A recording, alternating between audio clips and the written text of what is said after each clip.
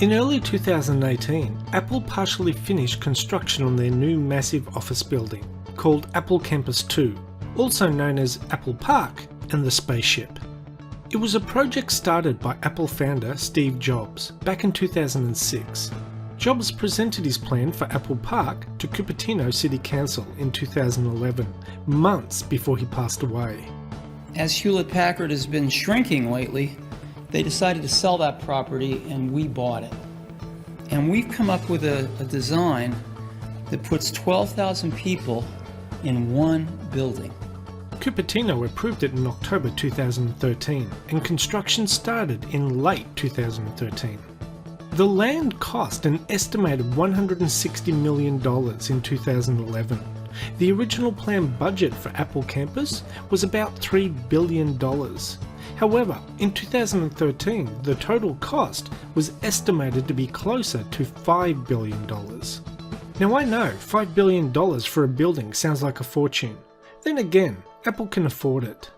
A final spend of $5 billion is a huge outlay, but would still represent less than 2% of Apple's cash reserves, which was estimated at $285 billion in early 2018. And the company is currently valued at nearly $900 billion as of February 2018, and is on target to be valued at $1 trillion in 2019. Oh, and in case you're wondering, no other company in the world has as much money as Apple does. Apple Park is home to several buildings, most prominently a 2.8 million square foot ring, unofficially known as the Spaceship, which boasts circular walls 4 stories high, constructed from the largest panes of curved glass in the world, and one of the largest roof-mounted solar farms in the world. Here are some of the key features of the campus. The circular 4-story building will have 2.8 million square feet of office space, with enough room for 12,000 employees.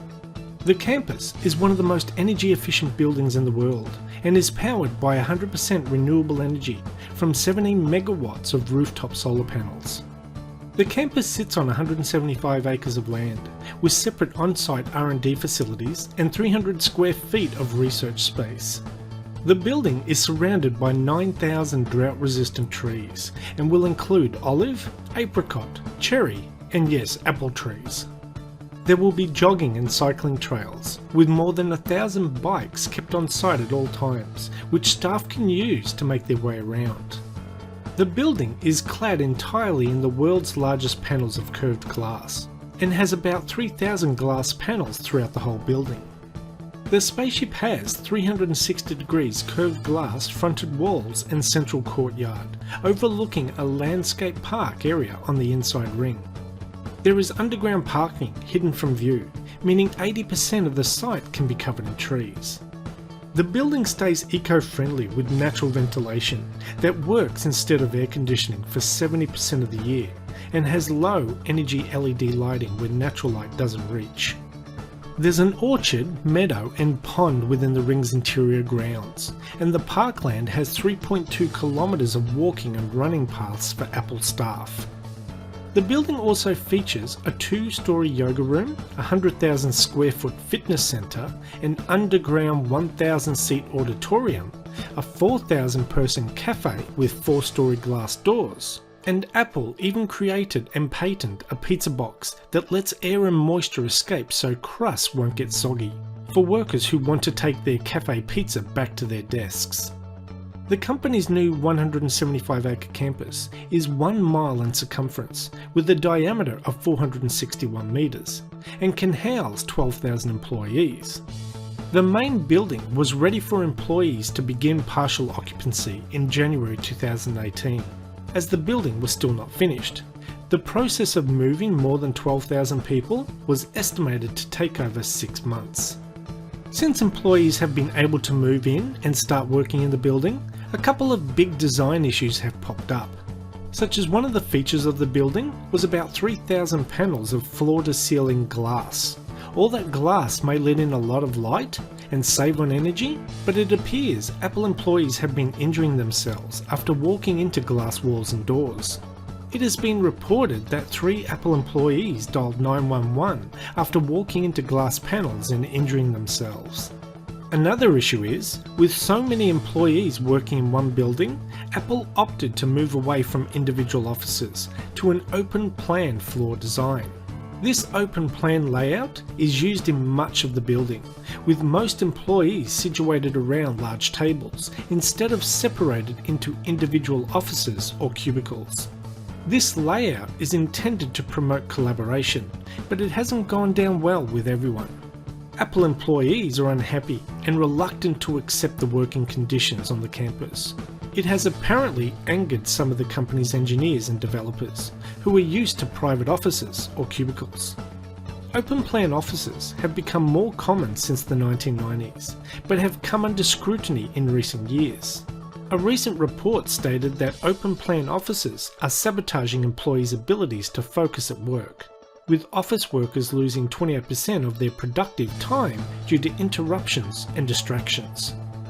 The biggest problem with companies changing anything are the workers. People in general hate change and are reluctant to change. But I guess if you want to work for one of the biggest companies in the world, they best learn fast that change is a part of life, and you have to accept it. Now before I end this video, I would like to give a special thanks to Sasha from Sasha YouTube channel, who filmed drone footage of the Apple campus on 3 separate occasions, specifically for me and this video. Thanks a lot, Sasha. I really appreciate it. Anyway, that's the end of this video. Thanks for watching, and we'll see you next time.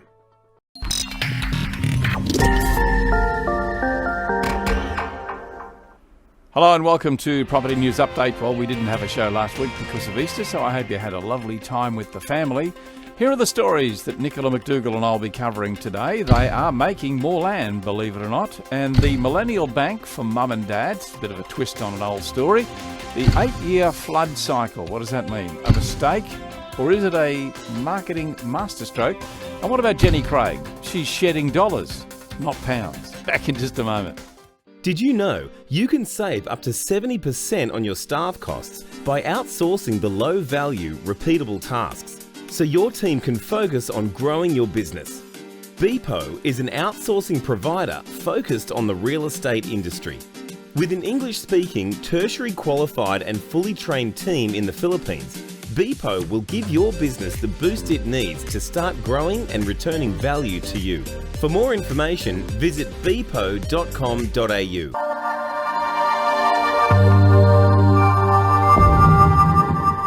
And joining me once again, Nicola McDougall from Bricks and Mortar Media. Hello, Nicola.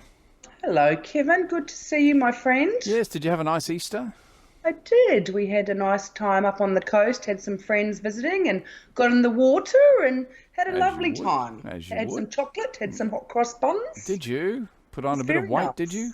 By any chance? Did you put on a bit of weight? Well, no, because we went surfing quite a bit. So, you know, you can pretty much eat anything when you do that. Yeah, you got to balance it up, haven't you? You do, you do. Okay, well, let's go to our first story, and this is all about making more land. Well, they're not really making more land. They're actually building apartments quite ingeniously over railway lines, which I've always thought is a fairly logical thing to do, Nicola. Exactly, this story about London, and obviously, Kevin, you've been to London too. I lived there for a couple of years in my 20s. I was a bit surprised by this one because I kind of thought that they were already doing this, given that London has always been a huge city, and that tube, what a wonderful way to get around. Like when I lived there, I don't think I drove a car for 2 years, kind of had to relearn how to do it again when I got back to Australia. But talking about, you know, clearly there is no land left in London, and so they're having to build up. And I guess it's really, the story is really about transit-oriented developments, isn't it? And about utilising those spaces more. But I think actually, because clearly the underground, there's already, you know, apartments and things on top of that. But this is actually about being above train lines, right? Yes, absolutely. Well, they're talking about 300,000 homes, so it's fairly significant. Yeah. It's nothing new. There's a lot of it already in Australia, in fact, in Sydney and in Brisbane, and I think our capital cities. In a lot of cases, they've built hotels and accommodation places over major railway stations, not necessarily over open lines. But when you think about it, it's a logical thing to do because to get a railway line through, it's fairly clear. All the trees are gone. and it would have to make construction a bit easier. You'd have to do a fair bit of soundproofing, I would think.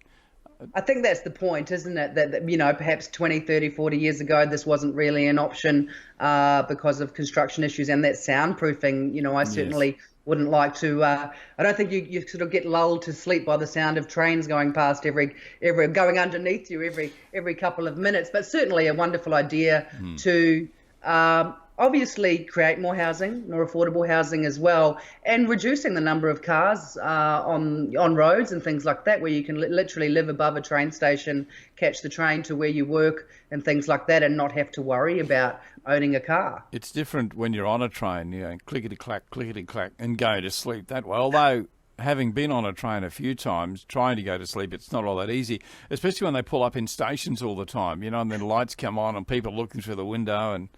But anyway, there is a certain romantic feel about living above a railway station, I must say. Anyway, there you go. That's story number one. Hey, I just want to remind you before we go to our next story that Real Estate Talk show number 355 will be out tomorrow. We're going to have a look at a Labor policy and how it's benefiting only 3% of the population. We'll dig into that story. Also, living in a rental while you're renovating, it might make a lot of sense, you think, but it's not such a good idea. We hear about that. Millennials' influence on this election. This is going to be a big thing, Nicola, I think, just how much power millennials are going to have. And I'm talking to a millennial about, what they want and how they're going to influence this election. So that's an interesting story. Also, not all downsizers are the same. And what's behind the softening New Zealand market? We're hearing a few stories coming out of New Zealand, particularly out of Auckland, about what's happening there. Okay, so that's coming out tomorrow. That's Real Estate Talk show number 355. Watch out for that. Okay, we'll take you to our next story. This one comes from ABC News, the Millennial Bank for Mum and Dads. We've talked about how mum and dads have had to help the kids get into property. Well, it's now turned right around because now the kids are helping out mum and dad. Yeah, this story is an interesting one for the time that we're living in, I guess, and starting to see a lot of those baby boomers heading into retirement age with not a lot of superannuation savings, and certainly for those who have divorced at some point. And clearly this story is mainly about women who have, got to the twilight years of their life, or perhaps in their last years of their working lives, and have very little superannuation, very little savings behind them, and often staring down the barrel of having to rely on the pension without actually having a home that's theirs that they've paid off. And clearly that's not really an option. And what we're seeing is millennial children, even Gen X children. I have someone in my own circle who is helping their mother in the same situation, who, there is a big generational change from baby boomers to Generation X and Gen Y and millennials. And someone of my age has been working my whole life. My friends, my female friends that have children have also took a little bit of time off when they had children, but continued on with their careers. So that disparity between their superannuation savings and our mother's generation is not going to be as great. But what we're seeing now is, I guess, just that, that women did used to stay at home and look after the children. That's right. And because of that, they've got to the end of their working lives. And the fact that superannuation hasn't been around for their whole working lives, and they're at the situation now where they don't have a lot of money, and their children of all generations, whether Gen X, Gen Y or millennials, are helping them out, which is the way that it is in many cultures. And the story does talk about this in quite some detail. Certainly in Asian cultures, South American cultures, very common for this to happen, where the children are helping out their parents financially in their later years in life. And perhaps this is something that will become more common in our society as well. Indeed. Well said. Okay, we'll take you to story number 3. This one comes from Mansion Global. This is about an 8-year flood cycle. I remember in Brisbane, let's have a look at the Brisbane market, when it suffered those terrible floods, always around the river. And that's where we see a lot of that prestige property, those luxury homes were the first to be inundated. And here we are 8 years down the track, and this story is talking about how those areas have recovered after the flood. So that we tend to forget after 8 years, don't we? And our confidence comes back, Nicola.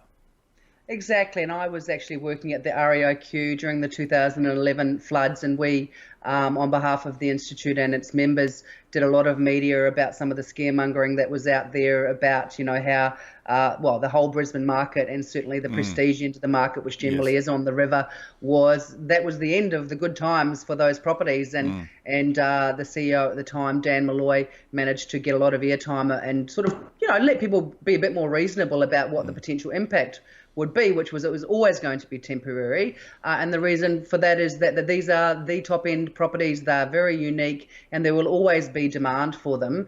Clearly, the floods, have impacted the way that some properties need to be built and all those types of things. But, people's memories fade pretty quickly. And at the end of the day, the chance of having we had another big flood clearly in 1974, then in 2011, perhaps in, my lifetime, there may be another one, but perhaps there won't be. Perhaps there won't be. It's about hedging your bets on, do I want, if I could afford it, that beautiful riverfront views, those prestige locations, or do I want to live in fear of something that probably won't happen again anytime soon? Yeah, well, real estate agents, according to the story in Mansion Global out of the Brisbane market, in fact, are saying that they're receiving multiple offers on prestige waterfront homes priced between 4 million Australian and 10 million, but it's not causing any spike in prices, just a steady growth. So, that's a good sign as well. So, good sign for the prestige market, not only in Brisbane, but or probably all around Australia, wherever it's been impacted.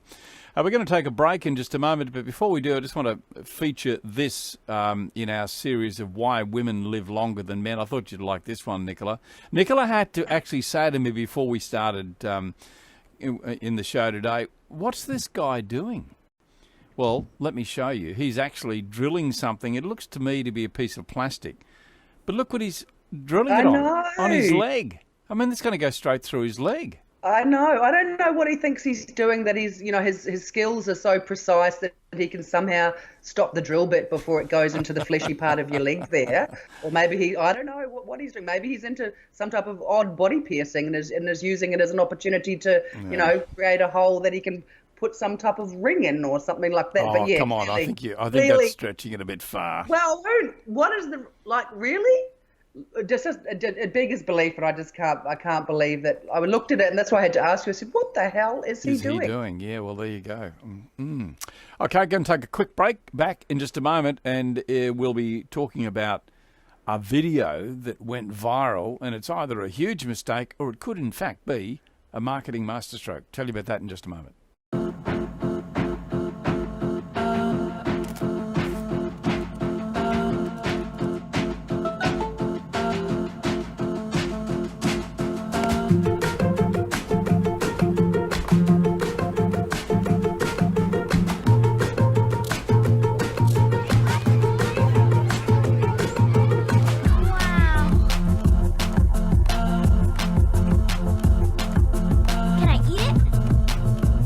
Welcome back to the show, and we'll take you to story number 4, and this comes from The Real Deal. A marketing mistake, or is it a marketing masterstroke? This is the story of a video that went viral. Now, we could have shared this story with you from a huge number of sites, probably even 100, because it did go viral, and everyone seemed to pick it up. The story here is that it was a marketing video shot in Australia. I'd like to get your take on this, because I've got a very strong view about this one, Nicola. Have you watched the video, by the way? We're not going to show the video now because it's available in the story, so just go to the story and have a look at it there. Well, do you want to go first, Kevin?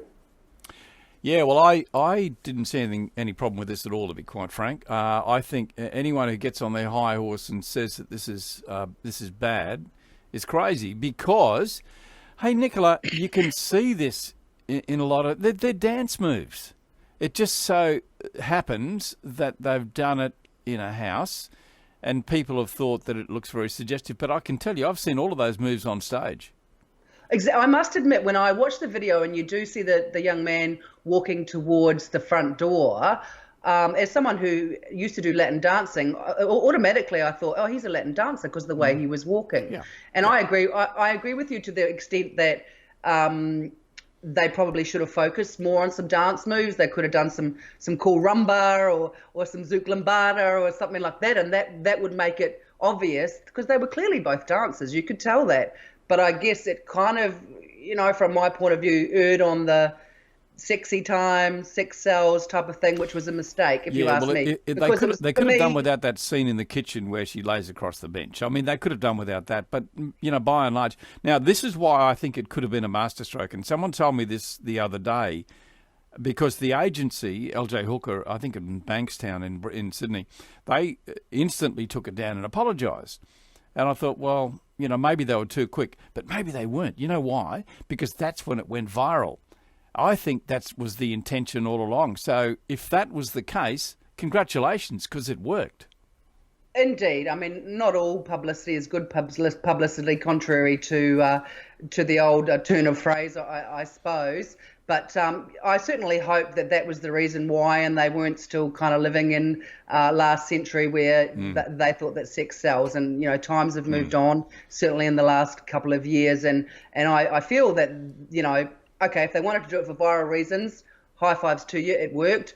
However, if they just kind of stuffed up, it would have been so much better if they just incorporated the Latin stuff in there. It would have been amazing to watch. Yeah. And you could see that they were clearly both good dancers, and perhaps the storyboard of what they were supposed to do got a little bit lost in the dance moves or the lack of dance moves. But anyway, we're talking about it, so I guess that marketing worked, right? Yeah, well, I debated whether we should even do that, but I think it was one of those stories that you couldn't not do because it was such a big thing. Hey, I want to take you to our last story. I've included this, not suggesting we're going to talk about this for a long time, but good. I love the headline. Jenny Craig sheds dollars and not pounds. She's trimmed another $7 million off the listing price of her property. I think we might be able to pull a Google map up here. It's a massive home right on the beach. But it was probably never worth whatever she was asking. It was now asking $27.9 million. I think the original listing price. It was listed at $28 million, and she trimmed $7 million off that. Oh, really? Okay. Yeah, so obviously, and whereabouts is it? It's in the States, isn't it? Yeah, it's in California, I think. Wow. Yeah, California. Yeah. I mean, perhaps an example of that sort of top end of town there in America, and we have done a few stories about this over time. Bruce Willis, remember the story we did about Bruce Willis and some various other celebrities who have had to drop their asking prices because, I mean, clearly they have a lot of multimillionaires there, but still a very small proportion of the population could afford to buy one of these properties. I was surprised that clearly the weight loss industry, very lucrative, that she could afford to have bought this. And Jenny Craig, probably one of the first ones out there many decades ago. I think my mum flirted with it in the 1980s, who, just set up a company that was addressing, people's desire to lose weight. And it has remained probably, in the top echelon of those types of companies for decades. So hats off to her. Yeah, I just had a quick look at it. It's in Del Mar, San Diego, which is probably one of my favourite places in the States. I mean, New York's lovely, but San Diego reminds me so much of the tropical areas of Queensland, where I spend a lot of time. So, yes, it's romantic. Anyway, enough on that story. Cheaper to go to far north Queensland, though. What's that? Cheaper to go to far north Queensland on holiday, though. It is. Yes, I can attest to that. Hey, I want to finish the show up by bringing you this graphic. It's a building stuff up. We feature one of these every week. Have a look at this. I don't know what came first, whether it was the bench and the toilet underneath or the toilet and the bench went on top. But why would you do this? I mean, you'd have Where to do you find these, Kevin? Where do I find them? They're all over the internet. I've got to tell you, there's a ton of them. It's a classic chicken or egg or bench or toilet. Yeah, I know. Which came first? How would it be? How hard would it be to sell that property?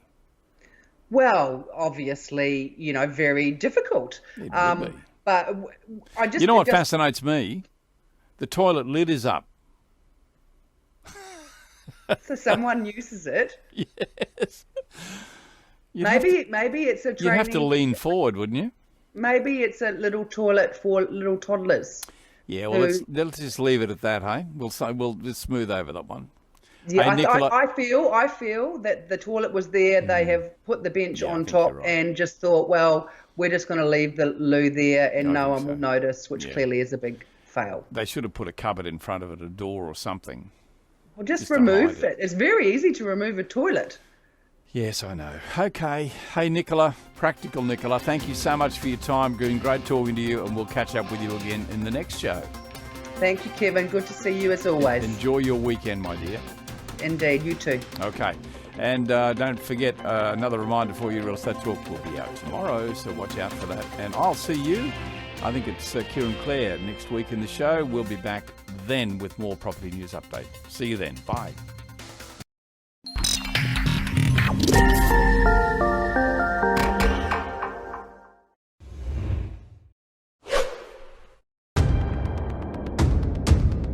Billed as the fastest way to cross the surface of the Earth, Hyperloop represents the greatest leap in transport infrastructure for generations.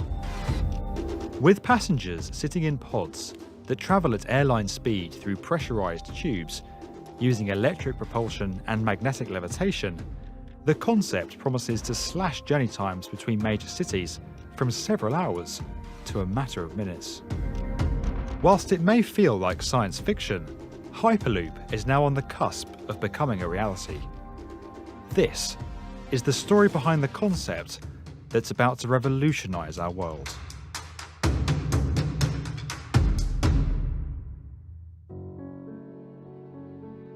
Hyperloop was first conceived in 2012 by Tesla and SpaceX founder Elon Musk.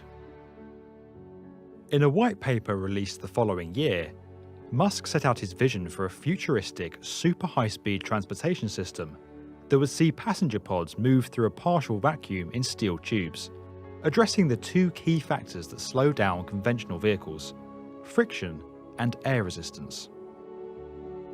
Exploring a potential route between Los Angeles and San Francisco, Musk believed that his concept could slash the 8-hour bus ride, 4-hour train journey, and convoluted 3-hour air travel experience between the two cities to just 30 minutes.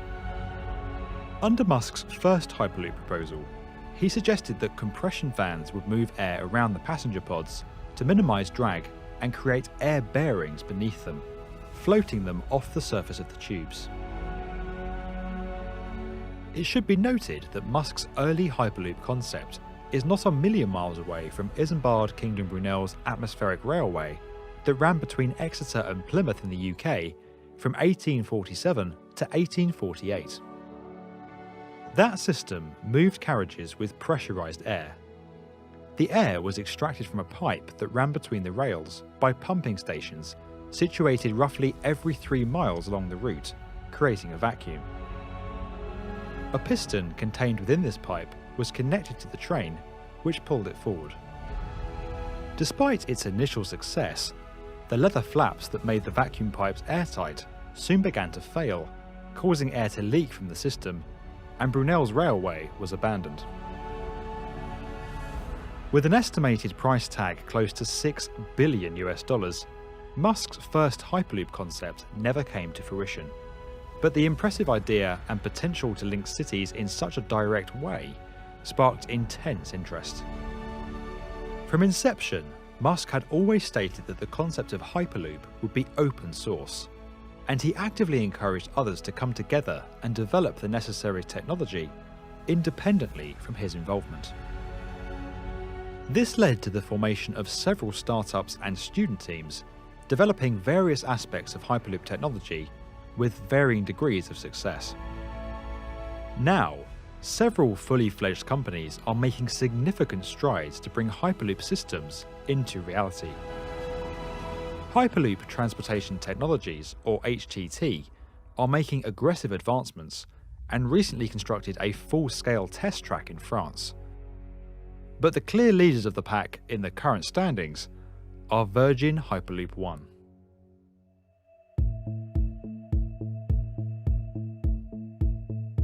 Virgin Hyperloop One are on track to achieve their bold ambition of bringing a Hyperloop system into operation by 2021. Originally formed in 2014 as Hyperloop One, The company was rebranded following a significant investment from Sir Richard Branson in 2017. Deviating slightly from Musk's original plan, Virgin Hyperloop One's technology combines two basic principles. The first is magnetic levitation, or maglev, a technology already used in monorails to lift the passenger pods and move them along their rails. Magnetic levitation uses two sets of magnets, one to repel the train from the track and lift it upwards, and the other to move the floating train along the track at considerable speed with reduced friction. The second principle is the use of a low-pressure, vacuum-sealed environment for the passenger pods to travel through. By removing most of the air from the tubes and having no contact with the ground, the pods face little to no resistance as they move. Air pressures inside the tube are equivalent to flying 200,000 feet above sea level. Such an environment enables the pods to reach speeds of over 760 miles per hour using very little energy. By virtue of being in a tube, the system is protected from the weather and can operate in almost any climatic conditions. Virgin Hyperloop One's system is controlled by advanced software that ensures acceleration and deceleration occur gradually, going relatively unnoticed by those travelling inside. Having built a 500-metre track in the Nevada desert, Virgin Hyperloop One have carried out several tests, focusing on individual aspects of the system, and a complete full-scale systems test in May 2017. The propulsion, braking, levitation and vacuum systems are all performing well, and the team have achieved a top speed of over 240 miles per hour to date.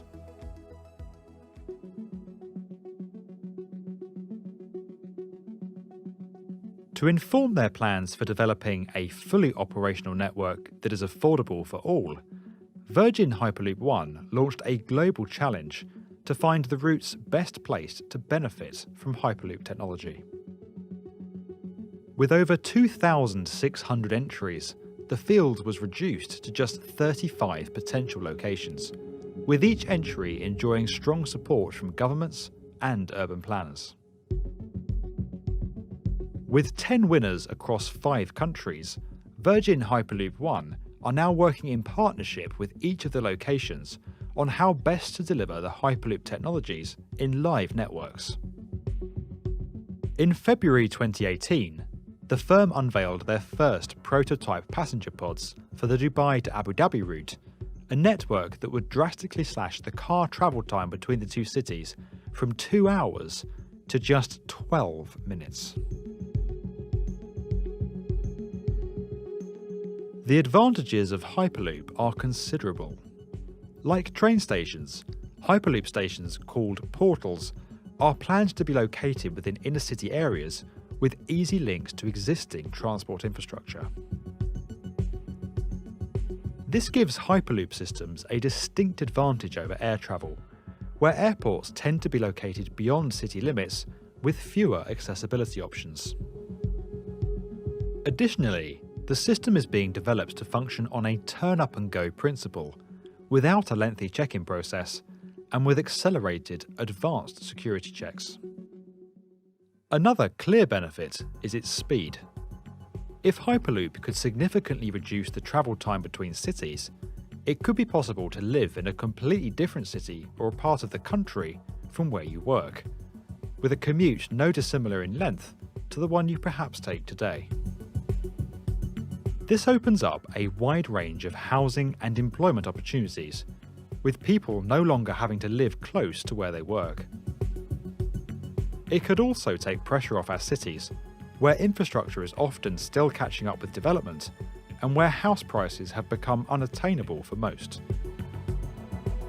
With speeds rivaling aircraft, and 9 of the top 10 busiest air routes in the world being domestic, Hyperloop has the potential to completely revolutionise the way we live, work and travel.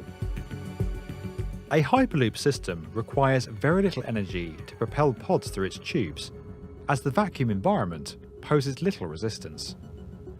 As such, the systems could be powered by renewable technologies such as solar and wind, offering a considerably cleaner alternative to air travel.